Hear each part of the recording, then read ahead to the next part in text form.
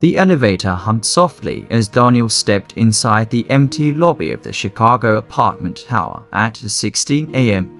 The city outside the glass doors was silent, except for distant sirens and the occasional passing car. He pressed the button for the parking garage and leaned against the metal wall, ready to go home after another late shift. The doors slid shut with a smooth mechanical sigh as the elevator began descending through the quiet building. Fluorescent lights flickered once overhead, casting thin shadows across Daniel's tired face. He barely noticed, scrolling through messages on his phone while the numbers slowly changed above the door.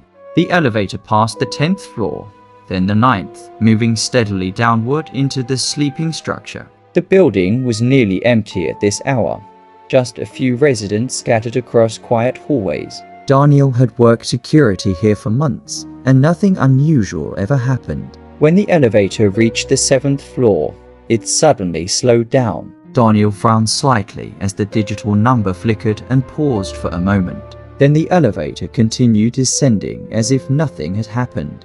He glanced up at the display again when the number suddenly changed to 13. Daniel blinked slowly, convinced he had misread it. This building didn't even have a 13th floor. The elevator stopped. The soft mechanical thud echoed in the empty metal box as the doors slowly slid open. Beyond them was a dim hallway Daniel had never seen before. The lights were weak and yellow, casting long shadows along old-looking walls. Daniel stared at the hallway, confused. He had walked every floor of this building during night patrols. This place definitely wasn't part of it. The hallway stretched quietly in both directions, lined with closed doors that looked older than the rest of the building. The carpet was dark and worn, like it had been stepped on for decades. Yet the air felt strangely still.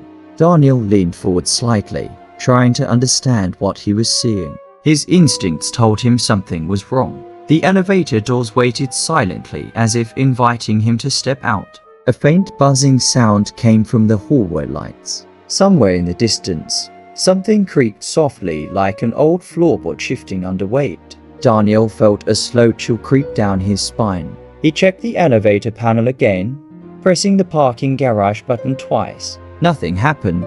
The doors remained open. A quiet breath escaped him as he stepped halfway toward the hallway. His shoes pressed into the old carpet with a dull sound. The elevator behind him remained silent. The hallway smelled faintly like dust and old wood. Daniel lifted his phone flashlight and pointed it down the corridor. The beam cut through the dim light and revealed rows of identical doors. None of them had apartment numbers.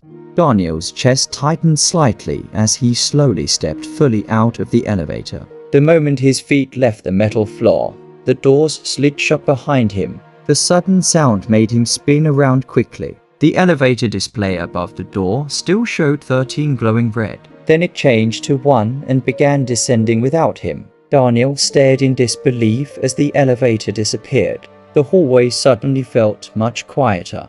He took a slow breath and turned back toward the corridor, trying to remain calm. Maybe there was some maintenance level he had never been told about. That explanation felt weak, even in his own mind. His phone light trembled slightly as he walked toward the nearest door. The wooden surface looked old and scratched. Slowly, he reached out and tried the handle. It didn't move. The silence around him grew heavier. Daniel turned toward the other end of the hallway and noticed something strange. One door at the far end was slightly open. A thin line of darkness cut across the floor. He walked toward it carefully. The closer he got, the colder the air seemed to feel. His footsteps echoed softly through the hallway. The open door waited silently. When Daniel finally reached it, he gently pushed the door open with 2 fingers. The room beyond was dark except for faint moonlight coming through a window. Dust floated slowly in the beam of light. Inside the room was a small apartment that looked untouched for years. Old furniture sat covered in thin sheets. The wallpaper peeled slightly at the corners. Yet something about the room felt recently disturbed. Daniel stepped inside cautiously.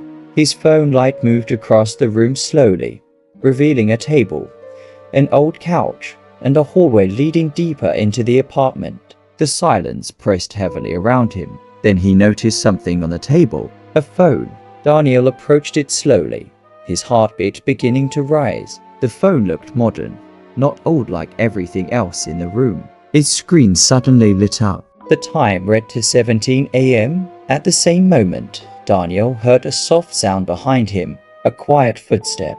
He turned quickly toward the apartment hallway, shining his light into the darkness. The beam revealed nothing, but the silence now felt different. Someone else was there. Daniel's breathing slowed as he listened carefully. The building above and below should have been silent at this hour. Yet he could hear faint movement somewhere inside the apartment. Another step, then a whisper of fabric brushing against a wall. Daniel slowly backed toward the door. The hallway outside suddenly felt safer than the room he had entered. His phone light trembled again. The apartment hallway remained dark. Then a shadow moved across the far wall. Daniel froze. The shadow looked human, but slightly distorted, stretching strangely along the peeling wallpaper. It moved slowly as if someone was standing just out of sight around the corner. Daniel whispered quietly, "Hello." No response came, but the shadow moved again. His pulse began pounding in his ears. Every instinct told him to leave immediately. He stepped backward into the hallway again. The corridor outside was still empty. Then the elevator at the end of the hallway dinged softly. Daniel turned toward the sound. The elevator door slowly opened again. Relief flooded through him as he hurried toward it, eager to leave the strange floor behind. The elevator waited with its familiar fluorescent lights glowing inside. He stepped in quickly and pressed the lobby button repeatedly. The doors began closing. Just before they shut completely, Daniel glanced back into the hallway one last time. Someone was standing there. A tall figure stood at the far end of the corridor, barely visible under the flickering lights. The person wasn't moving. Daniel's chest tightened. The elevator doors closed. The elevator began descending slowly through the building again. Daniel stared at the floor numbers as they passed. His breathing slowly returned to normal. He laughed quietly to himself, trying to shake the fear. Maybe it had just been a maintenance floor. Maybe someone lived there secretly. Maybe his mind was just tired. The elevator reached the lobby. The doors opened. The empty security desk sat exactly where he had left it earlier. The glass doors showed the quiet Chicago street outside. Everything looked normal again. Daniel stepped out slowly. Then he noticed something strange. The security monitors on the desk were all turned on. Each screen showed camera views of the building's hallways, except one. One monitor showed a long dim hallway with old carpet and unnumbered doors. The same hallway from floor 13. Daniel leaned closer to the screen. The camera angle showed the entire corridor clearly. At the far end of the hallway, the tall, shadowy figure still stood exactly where he had seen it, completely motionless. Then the figure slowly lifted its head and looked directly into the camera.